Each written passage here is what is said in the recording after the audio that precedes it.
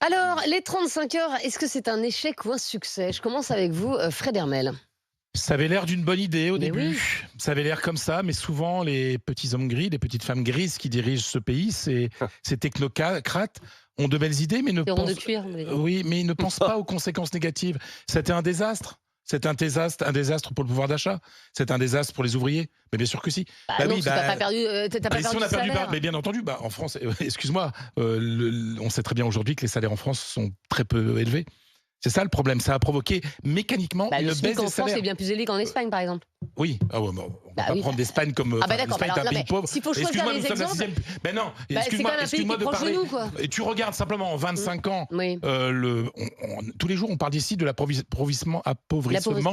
de Oui. la classe moyenne. Mais c'est une C'est à réalité. cause des 35 heures. Mais bien sûr, parce que les 35 heures, naturellement, dans les négociations collectives, à partir du moment où il y avait, on travaille moins, automatiquement, l'évolution des salaires a été moindre. C'est prouvé par tous les économistes. Oui, mais t'as C'est moins une travaillé. réalité. Mais oui, mais ce que veulent les gens, c'est pas moins travailler, Ah bah c'est si, gagner si, plus si, d'argent. si. Ah bah non, Mais non. non, mais Tu c'est regardes ça. les gens Le aujourd'hui, peuple- ils sont le tous sur la peuple- semaine de 4 jours. tu rigoles. Le Bah peuple, si. le premier et tout. Il y a beaucoup d'ouvriers, par exemple, qui arrivaient à faire des mois corrects grâce aux heures supplémentaires. Oui. Et il y avait plus d'heures supplémentaires justement. Donc ça a été Bah, ça terrible. tombe bien, elles sont remises. Et pourquoi on a remis ça montre bien, des années après, on a remis justement parce que on s'est rendu compte que c'était un désastre. Sur le papier, c'était une bonne idée, c'était très bien pour les classes moyennes supérieures. Mmh. Mais pas pour l'immense majorité des gens qui étaient à un niveau de salaire très bas, puisque ça n'a pas permis. Et après, alors sur la désorganisation mais moi je me souviens Dans les hôpitaux. dans les hôpitaux, mais dans tous les boulots, on ne savait jamais sur qui on allait tomber et tout ça. Ah non, mais moi je me souviens. C'est parce que mais- t'exagères jamais. Ah non, non, mais moi, Oui, mais non, dans la nuance. mais c'était très dur, même dans le journalisme, d'avoir Ah des oui. suivis par moment avec des gens, parce que ça changeait tout le temps, parce que notamment dans la presse, avec des 14 et 15 semaines de congés payés par an, ça désorganisait regarde, tout. Mais tu sais bien qu'on a quand même toujours notre téléphone, donc Ah, en mais vrai, non, tu non, veux non, joindre non, un je peux journaliste, te tu le dire. joins. Ah, bah, non, mais oui. Mais non, Pierre, non, on ne c'est- travaille pas 35 heures en France. Mais oui. C'est 36,3 Oui, heures. l'heure c'est légale. ça, complètement bloqué. On a eu des RTT. Le travail on effectif. Mais bien ne sûr, travaillait mais pas oui, moins, mais on mais- avait des RTT, c'est tout. mais oui, Bah oui. enfin, demandez aux gens, les gens sont plus pauvres aujourd'hui depuis les 35 heures. Bon. C'est la réalité, Mais c'est ça tout. n'a rien à voir avec les 35 heures. Mais si, bien sûr que si. Julien Damon, est-ce que quand même les 35 heures, si on doit trouver une petite réussite là-dedans, ça nous a fait prendre conscience qu'il n'y a pas que le travail dans la vie? En tout cas, pour ceux qui ont pu en bénéficier, ils se sont dit que ça leur permettait de vivre autrement.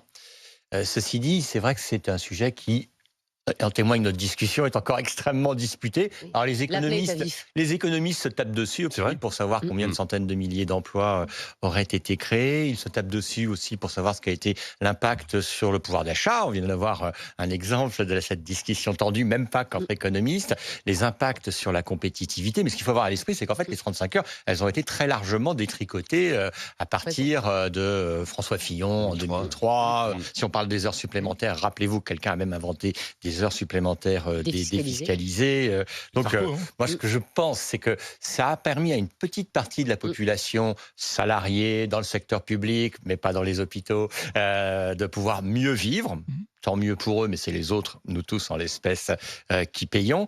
Économiquement, tout de même, par la baisse des cotisations sociales, ça a influé sur le trou de la sécurité sociale. Donc, Bah, sauf si t'es l'effet embauché à la macroéconomique. place. Mais non, Mais ils n'ont pas tant embauché que cela. Oui. Admettons que même on va jusqu'à 1,5 million d'emplois créés sur 20 ans. c'est pas mal. Ça change C'est pas, rien. mais ça change pas tout. Mais moi, mon sujet sur les 35 heures est particulier. Je trouve que ça nous a tous infantilisés. On a même inventé un mot qui est en 3 lettres absolument intraduisible, les RTT. Réduction du temps de travail. Estelle l'a prononcé. Oui, mais si tu dis à un Britannique, à un Chinois ou à un Kényan, je vais prendre mes RTT, il faut quand même que tu passes 2-3 tu dis, minutes je à vais lui prendre mes expliquer. congés, bon. Mais ce ne sont pas des congés, justement. Bah, si. Mais non, parce que les congés, il faut que tu les déposes, etc. Enfin bon, Bah, là aussi, il faut passons. ces RTT. Ce qu'on a inventé, c'est dans la vie quotidienne et dans la bureaucratie de nos existences, quelque chose d'absolument effroyable. C'est ces RTT et surtout, le fait que nous devons pointer. Moi, j'ai démissionné parce qu'il fallait pointer. Je trouve ça absolument insupportable. Ça revient à la bureaucratie de Charlie Chaplin. Ça nous met tous à l'usine. Et donc, je pense que tout ceci est indigne de la condition humaine. Non mais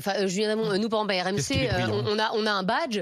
C'est comme une. Enfin moi ça me gêne pas de mettre mon badge quand j'arrive et quand je repars. C'est Oui. pas pour me fliquer. Oui. C'est Parce juste pour qu'Estelle, savoir. vous avez un savoir qui métier rentre. agréable, dans un contexte agréable, etc. Et vous aimez ce que vous faites. Il y a plein de gens qui, avec leur carte, la filent à des copains pour pouvoir prendre 1 heure par-ci, 1 heure par-là, pour augmenter leur quota de Ceux qui RTT. n'aiment pas leur boulot, ils Mais- ont travaillé 35 au lieu de 39. ils n'ont doivent qu'à être contents. démissionner, ceux-là, et trouver un autre boulot. Enfin, en tout état de cause, moi, la conséquence essentielle que je vois de la loi sur les 35 heures, c'est tous ces effets pervers minables dans la vie quotidienne. La bureaucratie et le contrôle systématique qui fait que pour entrer au boulot, il n'y a pas de confiance, il faut qu'on clique, et pour qu'on sorte, il faut qu'on clique aussi. Donc, zéro. J'aime beaucoup ce côté de la table. Thierry Moreau, ça a été une avancée les 35 heures ou il faut revenir aux 39 hein. Je pense qu'il faut revenir à plus de flexibilité. Mais je ne suis pas du tout d'accord avec mes deux camarades. Ce n'est ni des technocrates ni des bureaucrates. C'est un sujet politique. Ça a été un totem politique. Comme la retraite à 60 ans, comme les 35 heures, c'était un truc pour faire rêver. Pour faire rêver les gens au moment d'une élection. Et aujourd'hui encore, c'est un sujet de posture politique. Il y a ceux qui veulent absolument pas toucher à ce monument et à ce totem, et ceux qui veulent déconstruire, comme François Fillon depuis 2003, ce monument. Après, si on fait le bilan, objectivement, on ne peut pas dire que c'était un succès. Parce que sur les emplois créés, il y a beaucoup de divisions. Sur la durée moyenne du temps de travail, on travaille plutôt plus. Et ce chiffre cache des disparités. C'est-à-dire que, par exemple, il y a 1/10 des Français qui travaillent plus de 49 heures. Ce qui veut dire qu'il y en a qui travaillent beaucoup moins de 35 heures. Coucou mes amis de la mairie de Paris qui travaillent 28 heures de manière tout à fait illégale et qui devraient normalement travailler. Ça a été porté en justice. Oui, ils ont été condamnés, mais ils n'appliquent toujours pas la loi. Ils n'ont pas le temps. Ils passeront en 32. Ça a été une catastrophe, comme l'a dit Fred, dans les hôpitaux, parce que non seulement ça a désorganisé, mais ça a créé des heures supplémentaires que nous n'avons pas payées, et donc on a eu une dette à l'égard d'un certain nombre de Français parce qu'on leur devait leurs heures supplémentaires, ce qui est quand même un truc hallucinant. La productivité, pour aller un peu plus loin de ce que tu disais, les économistes expliquent très sérieusement que ça a plutôt chargé la barque, c'est-à-dire qu'on est devenu plutôt moins productif parce qu'on en faisait plus pendant les 35 heures. Et on était obligé d'en faire plus, donc on était plutôt moins productif parce que si, justement, c'est que tu étais moins à ton travail, tu expédiais plus vite les choses parce que tu devais en faire plus. Tu faisais moins bien, enfin, en tout cas. Tu le faisais moins bien, en fait. Donc, tu produisais moins bien. C'est Nicolas Bouzou qui théorise ça de manière extrêmement intelligente. Donc voilà, et puis alors surtout les économistes sont d'accord sur une chose, c'est que les créations d'emplois depuis 20 ans, c'est essentiellement la baisse des charges qui a amené du travail, et aujourd'hui on sait qu'il y a moins de 30% des créations d'emplois qui sont des effets immédiats des 35 heures. Donc c'est plutôt un échec sur la globalité, je dirais. En tout cas, je peux vous dire que c'est embouteillage au standard, donc tout le monde a envie de parler des 35 heures. On va déjà lire quelques messages avec vous, Rémi. J'ai ce message, par exemple, de Pierre qui nous dit « C'est l'anniversaire d'un échec. Les gens travaillent moins, certains travaillent, c'est impossible de l'appliquer. Dans certains métiers, c'est impossible de l'appliquer. Comme moi, je suis artisan, commerçant sur le marché, poissonnier. Je fais par semaine 40 à 50 heures. Avant, on faisait 40 heures et on était payé et content. Aujourd'hui, 35 heures, c'est le bazar. Il faut quelqu'un pour pouvoir remplacer une personne qui n'est pas là. Si vous faites en plus pas payer les heures supplémentaires, c'est le grand n'importe quoi. » Et vous êtes assez nombreux à être de cet avis. On va commencer avec Miguel qui nous appelle de Béziers. Bonjour Miguel. Bonjour à vous. Bonjour. Et Miguel, pour vous les 35 heures, c'est un vrai échec, hein? Oui, c'est un échec, oui. Quand ils ont signé les 35 heures, c'était pour créer de l'emploi. On s'en rend compte que ça n'a pas créé d'emploi. Pour la droite, passer aux 35 heures, ça devait faire couler toutes les entreprises. Au final, on se rend compte que ça n'a pas fait couler d'entreprises, ça n'a pas changé grand-chose. Et aujourd'hui, on veut passer aux 32 heures, c'est pas pour l'emploi. Donc ça prouve bien que la première raison n'était pas la bonne, quoi. Après, aujourd'hui, passer aux 32 heures, il faut sans doute y réfléchir. Il y a plein d'endroits où ça peut se faire, et il y a plein d'endroits où ça ne se fera pas, quoi. Il faut juste être rationnel, en fait. Mais vous vivez mieux depuis qu'il y a les 35 heures ou vous viviez mieux à 39? Mais moi, j'ai jamais travaillé 35 heures. Alors là, moi, je suis dans un emploi aujourd'hui où j'ai des RTT, mais jamais, si je cumule, si je déduis mes RTT ou quoi, je dois être à 39 heures ou 40 heures par semaine, quoi. Après, moi, c'est pas dérangeant parce qu'on peut, je pense que comme Thierry disait, il faut aménager les temps de travail pour ceux sur lesquels c'est possible. Je sais pas, un roulier qui fait 32 heures, et ça veut dire quoi? Il s'arrête le jeudi à Saint-Etienne alors qu'il fait de clean? Non, mais ça, bien sûr, vous savez bien non, il y a des métiers où on peut pas être aux 35 heures, mais le routier, qui, comme vous dites, à qui il reste 300 bornes à faire, il sera payé en heures supplémentaires. Vous êtes dans quoi, vous, Miguel? Moi, je suis technicien SAV. D'accord, et vous faites combien d'heures par semaine? Hors RTT, je fais 39 et 42 heures, 45 heures par semaine. Ça dépend. Mais vous avez gagné des RTT? Je récupère des RTT, puis j'ai une partie majorée en heures sup, ouais. Donc c'est pas mal. Ah mais moi je me plains pas. Ah d'accord, bah écoutez, formidable alors. Non mais ce que je vous dis, c'est qu'en fait il faut arrêter de faire les 35 heures comme elles ont été faites. On voulait mettre tout le monde à 35 heures quoi qu'il arrive. C'est ça. Oui, On s'en rend bien compte que c'est pas possible en fait. Ah bah non, mais non. Les métiers, il faut adapter le temps de travail. Et on Exactement. Comme la semaine de 4 jours. Il y a 25 ans, il n'y avait pas Internet. Et voilà, le monde évolue. Donc, et puis, si quelqu'un passe, je sais pas, moi, si dans mon entreprise, les personnes qui sont pas au back-office passent à 32 heures, parce que pour elles, c'est possible, c'est des personnes une journée de moins pour aller travailler, et ben, très bien pour elles. On peut pas tous. On n'a pas des métiers égaux. Non, mais ça, j'entends, Miguel. Mais de toute façon, les 32 heures, on n'y est pas encore. Puis vu comment ça s'est passé pour les 35, à mon avis, le gouvernement va y réfléchir à 2 fois. Merci, Miguel, d'avoir été avec nous. Je voudrais qu'on prenne Bernard en ligne, qui nous appelle d'Herville-le-Châtel, dans l'Aube. Et Bernard, eh bien, c'est un retraité de l'Éducation nationale. Bonjour, Bernard. Exact. Bonjour. Bonjour à tout le monde.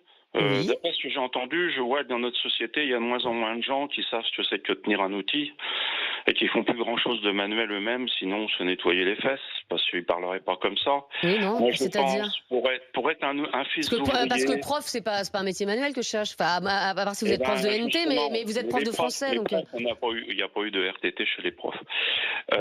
Oui, mais parce que... Oui, enfin, excusez-moi, pardon, mais vous ne travailliez pas non plus à l'école 39 heures. Enfin, je ne crois pas. Je suis désolé. Alors, madame, si vous me donnez l'antenne 1 heure, je peux vous expliquer plein de choses.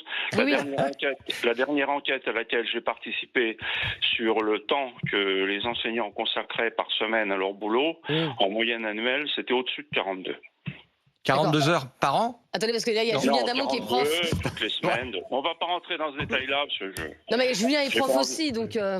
Non, mais c'est pas grave. Moi, je voulais surtout dire que je pense que les 35 heures sont une évolution normale du monde du travail. D'accord. Pour bien connaître, et quand je dis bien connaître, j'ai pas envie de rentrer dans les détails, vous me faites confiance ou pas. Bien connaître le métier de maçon, charpentier, couvreur, plombier, chauffagiste, et très bien le connaître, parce que j'étais responsable de stagiaire et puis j'en ai fait moi-même, l'évolution de l'outillage, garagiste aussi. L'évolution de l'outillage fait qu'on travaille beaucoup plus vite aujourd'hui. Pensez au temps qu'un garagiste mettait pour changer une roue il y a 40 ans et le temps dont il a besoin pour changer une roue aujourd'hui. C'est le jour et la nuit. Oui. Donc je trouve que pour tout un tas de métiers, c'est normal que la durée du travail diminue. Après, c'est bien évident que ça dépend des professions, il faut s'adapter. Mais il faut aussi penser aux gens qui font des journées à rallonge.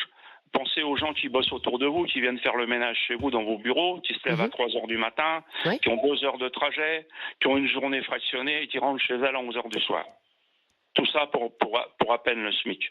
Donc je pense que... Non, ça, on est d'accord, mais ça n'a rien à voir avec les 35 heures, en fait, Bernard. Ça a tout à voir, madame. Non. Ça a tout à voir, parce que pour que les gens se sentent bien dans leur boulot, il faudrait déjà commencer par les payer correctement. Ah, mais ça, c'est un autre débat. Et ça, c'est l'effet pervers des 35 heures. Ça a fait baisser les salaires. C'est une réalité. Donc c'est étroitement lié. C'est étroitement lié.